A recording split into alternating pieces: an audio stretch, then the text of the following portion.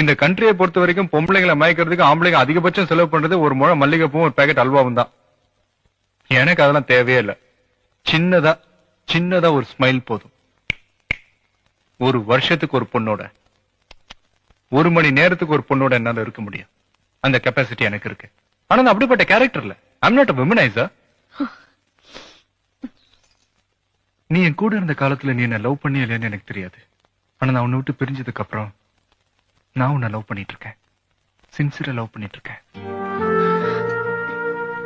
உன் பேருக்கு பின்னாடி விஜயின் போட்டுக்க வைக்கப்படுற நீ குழந்தையோட பேருக்கு முன்னாடி என் பேரு இன்ஷியலா போட்டுக்கிறதுக்கு மட்டும் ஆசைப்படுறியே, அந்த நியாயம் எனக்கு புரியல. திருந்தி வாழணும்னு நினைக்கிற என்ன புரிஞ்சுக்க தெரியாத உன்கிட்ட என் குழந்தைய மட்டும் எப்படி தர முடியும்? உன் பிடிவாதம் என் மனசை காயப்படுத்தின மாதிரி என் குழந்தைய காயப்படுத்தாதுங்கிறதுக்கு என்ன உத்தரவாதம்?